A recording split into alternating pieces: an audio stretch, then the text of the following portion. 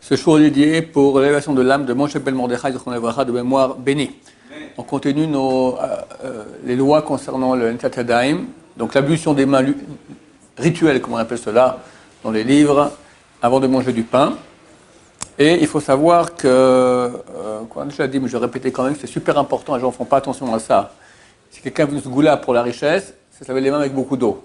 Une sgoula pour être pauvre, mal faire un Netilat Yadayim, d'accord? C'est marqué que celui qui ne fait pas un Netilat Yadayim, alors il devient pauvre. C'est marqué qu'il est déraciné du monde et il est en nidouille. Nidouille, il est excommunié dans le ciel, d'accord? Ses prières ne passent pas. Alors pour tout. Un Netilat Yadayim matin, un Netilat Yadayim pour le pain. Et là, j'en viens au point où je voulais en arriver. C'est aussi valable pour Netilat Yadayim, pour ce qu'on m'a étudié ce matin. Ce sont les aliments qui sont mouillés. Je vais vous dire que là, on peut voir la hirat shamayim des gens.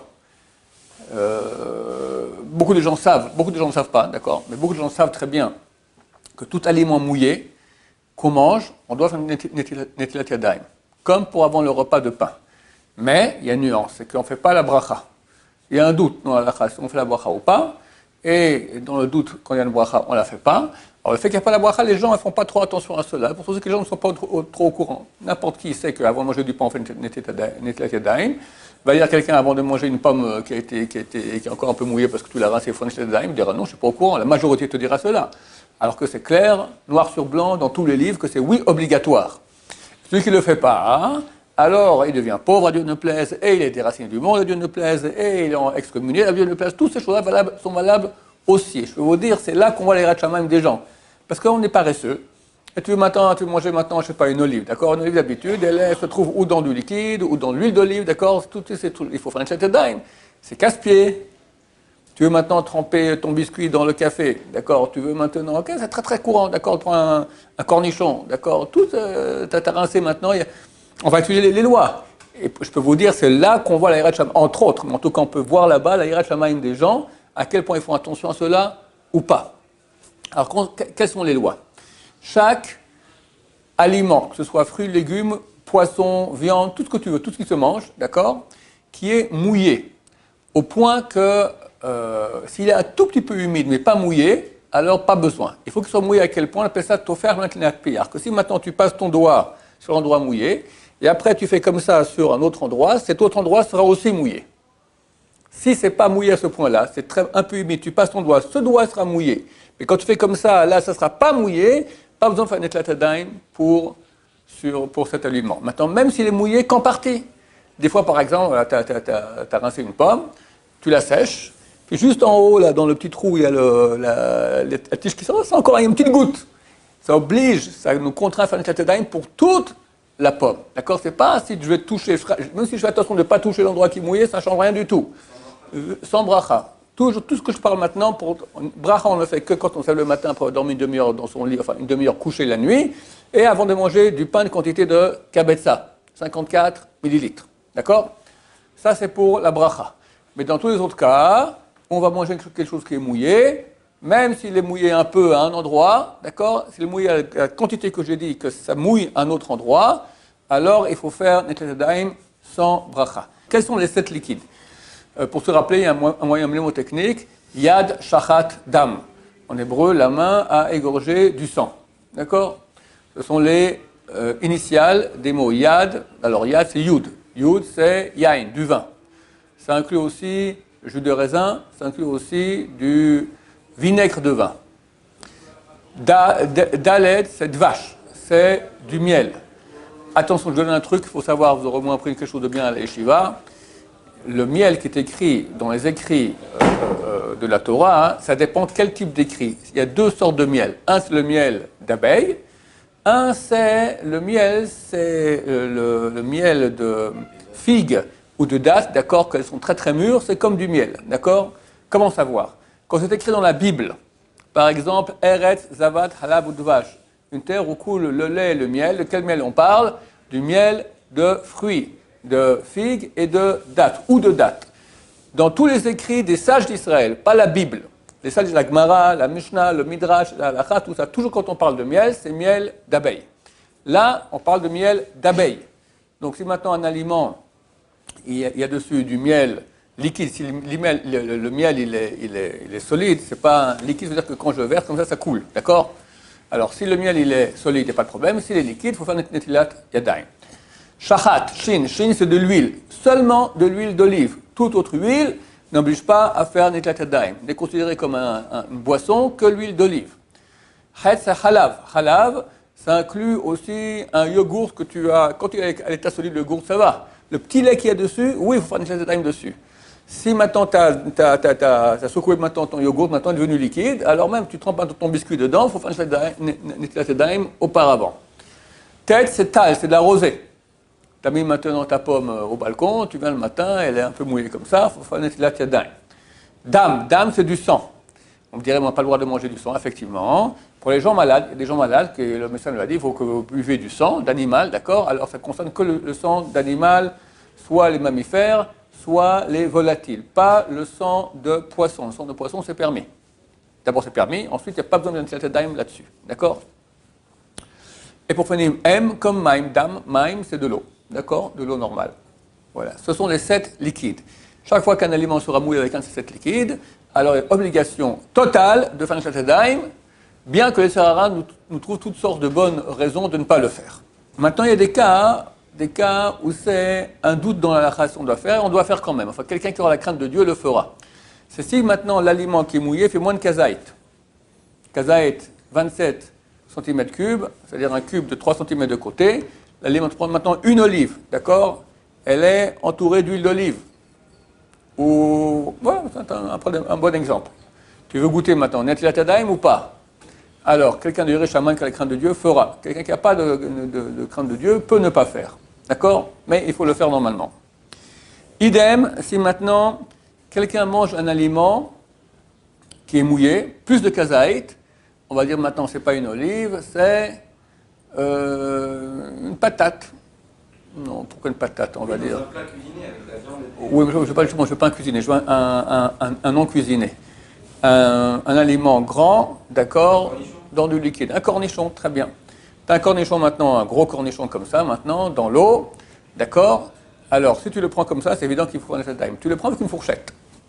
Tu ne touches pas, d'accord? Quelqu'un qui a la crainte de Dieu fera un netilat yadayim. Quand même.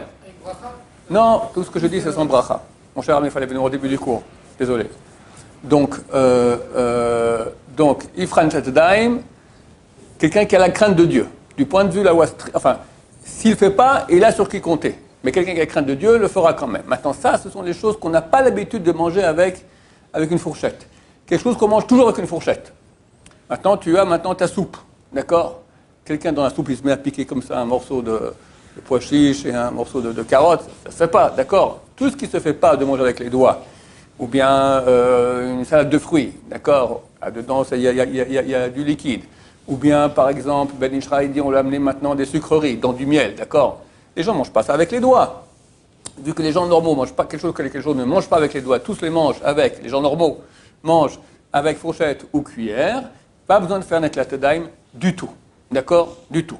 Mais c'est une chose, par exemple, l'olive que tu prends avec une fourchette, beaucoup de gens prennent avec les doigts. Le cornichon, beaucoup le mangent avec le doigt. Alors quand c'est mouillé, alors il faut faire, quelqu'un qui a la crainte de Dieu fera netilat yadayim, comme j'ai expliqué. Troisième cas, une chose dont le liquide est cuit. Comme tu as dit maintenant, des patates qui sont dans une soupe, dans un plat, etc. D'accord? Alors là aussi, il faut faire une netilat yadayim. C'est même plus grave, on fait une netilat yadayim. Maintenant, néanmoins, quand on a ici ces 3 cas, je parle maintenant, c'est cuit, il y a moins de kazaït et qu'on le mange avec une fourchette, bien que ce ne soit pas l'habitude. L'habitude, c'est manger avec les doigts, mais nous, on mange avec une fourchette. Dans ces 3 cas, si dans le cas où je suis maintenant, il y en a 2 qui se réalisent, je ne fais pas besoin de faire une netilat yadayim. Parce que tout ça, ce sont des doutes. D'accord? Donc si maintenant, alors on va dire, cuit, moins de kazaït, mange avec fourchette. Si maintenant, par exemple, tu as un aliment qui est... Tu as un pois chiche maintenant dans la casserole, dans de l'eau bouillante. D'accord? Est-ce que je peux le prendre avec les doigts et le manger sans faire netilat yadayim, oui ou non? Oui, je peux. Pourquoi? Parce que le liquide, il est cuit et le pois chiche fait moins de kazaït. Il y a 2 conditions parmi les 3. D'accord? Maintenant, j'ai une patate dans la casserole, un gros morceau de patate maintenant, est-ce que je peux maintenant, avec une fourchette, le prendre sans faire Netilat Yadayim, oui ou non? Pourquoi je peux faire sans Netilat Yadayim?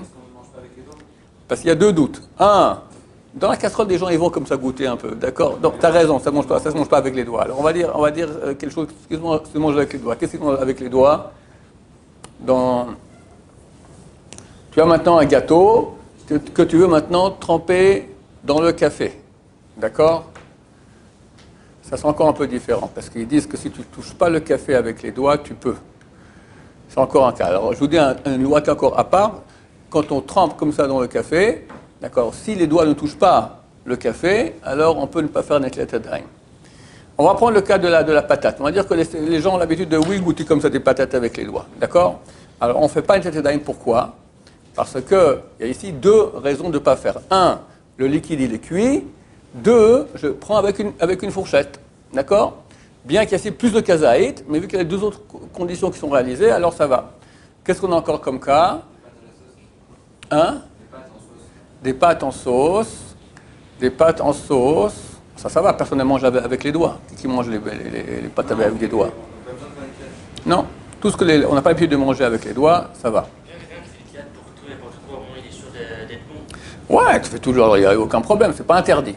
D'accord? Il n'y a que deux types de ténigat. Il y a du ténigat du matin, avant de manger du pain, avant de manger un élément mounier. Et Hachar Yatzar, lui, Hachar Yatzar, c'est 1, 2, 3, 1, 2, 3, 1, 1, 2, 2, 2, 3. Hachar Yatzar, c'est comme ça, c'est 6 fois, par alternance. D'accord? Tous les autres là, c'est 1, 2, 3, 1, 2, 3. Tous les autres, c'est 3 et 3. Ouais, 3 sur une main, 3 sur l'autre. Ok, vous avez compris? Donc, ces trois cas, je répète. Moins de kazaïd, le liquide il est cuit et tu manges avec une fourchette, bien que ce soit une chose qu'on n'a pas l'habitude de manger avec la fourchette. S'il y a deux parmi les trois conditions, tu peux ne pas faire Netilat Yadayim. On avance. Des cornflakes dans le lait. Tu manges avec une cuillère. Ça va, pourquoi ça va? Parce que les gens normalement ne mangent pas un cornflakes qui est dans le lait avec les mains. Donc il n'y a pas de problème et on peut compter sur cet avis-là. Celui qui trempe son doigt dans la soupe pour voir si ça a un bon goût. Ou, je sais pas, mais une boisson, d'accord, il trempe son doigt comme ça. Ou bien quelqu'un qui boit de l'eau avec les mains. Il vient près de la rivière et hop, il fait comme ça, d'accord? Puis il fait une loi stricte. C'est pas obligatoire, mais c'est bien. Quelqu'un a la crainte de Dieu, bien qu'il n'y a pas ici un objet que je trempe. C'est que du liquide, c'est que de la boisson. Alors néanmoins, quelqu'un a la crainte de Dieu, il faudra Netilat Yadayim, bien que ce n'est pas obligatoire. Je rappelle que dans tous les cas Netilat Yadayim qu'on fait pour manger quelque chose, que ce soit le pain ou tous les cas que je viens d'évoquer maintenant, il faut penser qu'on fait maintenant une Netilat qui marcheret, c'est marqué, qui rend nos mains aptes à manger. Donc qui rend nos mains aptes à manger. D'accord, on ne mange pas avec les mains, mais on va prendre avec les mains. Donc il faut penser maintenant qu'on fait Netilat Yadayim, qu'on fait maintenant une chose qui va purifier nos mains pour qu'on puisse manger. C'est bien de penser cela avant. Quelqu'un est au milieu du repas de pain. Il fait Netilat Yadayim, mais il mange. Et pendant le repas, ça lui gratte dans l'oreille. Il prend le petit doigt qui a été créé à cet effet. Et, d'accord, il fait comme ça. Sa main maintenant, c'est salé. Est-ce qu'il peut continuer à manger du pain, oui ou non? Non. Est-ce qu'il peut continuer à manger, à boire dans le repas? Non. Il ne peut plus rien faire. Ses mains sont sales, il doit faire Netilat Yadayim comme il se doit bien, sans bracha. Idem, si maintenant, s'il touche les cheveux comme ça, pas de problème. Il se gratte les cheveux, Netilat Yadayim, il se touche les chaussures, ou une partie de sa chair, le mollet, les pantalons sont un peu, ça lui gratte comme ça, tac, il a touché son mollet. Ou c'est très courant, après les petits-enfants viennent à la maison, ou les enfants, etc., et tu l'as touché maintenant la chaussure, des choses comme ça. Il m'est arrivé un truc ce Pessah, terrible, terrible, terrible. Le moment le plus crucial du soir de Pessah, c'est on va manger la matzah. Moi, je suis le maître de table, maître de maison à table, d'accord? Donc, je fais la bracha sur la chaminares, tac, on fait tomber la matzah d'en bas, après reste deux, tu fais à la khilat matzah, tu te mets de côté, tu commences, tu distribues en même temps, tu manges, là, c'est le moment le plus important. Et je me mets comme ça, et il y avait mon gendre avec mon petit-fils. Et tac, ma main touche la chaussure du petit-fils. Qu'est-ce que je fais? Je n'ai pas encore mangé. Manger, je ne peux pas. Ma netilat, elle est fichue. Me lever maintenant, aller me laver les mains, revenir, je ne peux pas. La bracha, on doit faire, si on bouge, ce n'est pas valable. On doit rester sur place. Et tout le monde commence à manger la matzah, ils sont occupés. Moi, je suis ici, là, je ne sais pas quoi faire, mais qu'est-ce que je fais? Je fais la bracha, il ne faut pas attendre plus longtemps, il faut manger, faire quelque chose. Manger, tu ne peux pas, te lever, tu ne peux pas. Alors, il y avait un peu d'eau comme ça dans un verre, comme ça, je fais Netila, sur la table, d'accord? Netila, il y a comme ça, j'ai ma femme, enfin, après je dis, je suis désolé, pour toute façon, la table après le seder, c'est un grand, d'accord? Mais c'est super casse-pied. Donc, c'est une chose qui arrive, d'accord? Tu as touché. Non, ça ne peut pas la table. Ça ne peut pas la table. La table, c'est la table. La table ne mange pas. Et nous mangeons la table. Non, ça n'avait pas de problème. Il y en a qui disent que pour Maïm Achronim, c'est pas bien de faire sur la table, à faire la bracha à côté. Mais Maïm Achronim, c'est beaucoup plus impur que l'eau de Netilat Yadayim avant le repas. Donc, pour vous dire, faire attention à cela. Dans tous ces cas-là, on n'a pas le droit de manger, ni boire, ni manger un fruit, rien. Tout le repas s'arrête, on doit faire Netilat Yadayim et recommencer. Le Ben Ishra, il dit comme ça, il dit que si une seule main seulement a touché, tu as fait comme ça dans une oreille, pas dans les deux, d'accord? Une main a touché la chaussure du petit-fils, une main s'est gratté le mollet, tu peux faire un là que à cette main-là, et ça suffit. Alors dit Yosef, c'est rare, il est plus mahmir, lui dit comme ça dépend. Si tu veux manger du pain, il faut Netilat Yadayim sur les deux mains. Si tu veux manger autre chose que du pain, mais ça fait partie du repas du pain, mais pas manger du pain en lui-même, ça suffit de faire comme Ben Ishraï, que sur la main qui a été impurifiée. Si on a de l'eau qui n'est pas cachée pour faire Netilat Yadayim, on a parlé hier par exemple de l'eau avec laquelle on a fait le melacha. J'ai vu encore jouer par exemple, quelqu'un il a trempé maintenant, il a mis une fleur dans un pot d'eau, d'accord? Est-ce qu'il peut prendre cette eau maintenant pour faire Netilat Yadayim? Non, c'est pas valable, parce que cette eau a été utilisée déjà pour quelque chose. Maintenant, il me manque d'eau. Il me manque de l'eau. J'ai cette eau-là, mais j'ai aussi de l'eau cachère. Ce qu'on peut faire, c'est prendre un peu de l'eau qui n'est pas cachère et mettre une majorité d'eau cachère. 51% de la quantité, ça cachérise tout. D'accord? On peut faire comme ça sans aucun problème. Quelqu'un dort au milieu du repas. Ça arrive? D'accord? Un repas long, il est fatigué. Alors c'est marqué que s'il a dormi 60 respirations, alors il faut faire de nouveau Netila sans bracha. Qu'est-ce que c'est que 60 respirations? C'est que le roi David, il ne dormait pas plus de 60 respirations au début de la nuit. Alors il y a une marloquette. Il y en a qui disent que c'est 3 heures, dormir d'un coup 3 heures. Il y en a qui disent que c'est une demi-heure, il y en a qui disent que c'est 3 minutes. On va aller à Khumra, et dès que quelqu'un a dormi 3 minutes ou plus à table, on dira gentiment de refaire Netilat Yadayim sans bracha. Moins de 3 minutes, ça va. On finira avec 2 lois importantes. Quand on fait Netilat Yadayim, il faut faire attention qu'il n'y ait pas une chose qui fasse écran entre l'eau et notre chair. Quelqu'un, par exemple, il a fait la peinture sur la maison. Et il a des taches d'encre, de peinture blanche, par exemple, d'accord, sur les mains. Un sofer, quelqu'un qui a écrit un Sefer Torah, il a des taches noires. Un shochet, quelqu'un qui travaille dans les abattoirs, il a plein de sang coagulé comme ça, sous les ongles, etc. Une femme qui a pétri de la pâte, d'accord, toujours il y en a sous les ongles après, d'accord, c'est le au mikvé, c'est pas valable, elle doit bien nettoyer cela. Alors, toute saleté d'ailleurs qu'on a sous les ongles, dans la partie qui va au-delà de la chair, il y a une partie qui est au-dessus de la chair, ça va. C'est au-delà de la chair, d'accord? Toute saleté qui est là-bas, elle rend la Netilat Yadayim non valable. Donc il faut bien nettoyer toutes ces choses-là, et seulement comme ça, la Netila est valable. Quelqu'un qui est habitué, c'est son métier, un peintre, ou un sofer, d'accord, il est habitué à voir les taches, ça ne lui fait plus rien, ça ne le dérange pas. Vu que lui, ça ne le dérange pas, ça ne fait pas écran. Nous, que on n'est pas des peintres, ça nous dérange, donc ça fait écran. Et Shabbat et Yom Tov, ça fait écran pour tout le monde. Parce que le peintre, à Shabbat, ça le dérange d'avoir les mains sales. Sa femme lui dirait, écoute, toute la semaine, tu as les mains sales. Ce Shabbat, au moins pendant Shabbat, et les mains propres. C'est parce que oui, alors, les gens qui ont... D'ailleurs, ça vaut la peine de savoir. Le Ben Ishraï, à cet endroit-là, il dit que c'est extrêmement amer et grave. La punition est très amère de celui qui sait pousser les ongles. D'accord? Il faut faire attention d'avoir toujours les ongles coupés.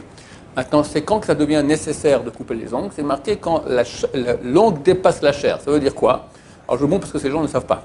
C'est quand tu vas toucher maintenant le bout de ton doigt, cet index là, je mets comme ça, je touche. Quand je fais comme ça, je sens l'ongle, ça veut dire qu'il est trop long. Si voilà, le mien, il est court. Là, je touche, je sens que la chair, je ne sens pas l'ongle. Si quand tu touches, tu sens l'ongle, ça veut dire qu'il a déjà dépassé la chair, et là, il faut découper, il faut couper.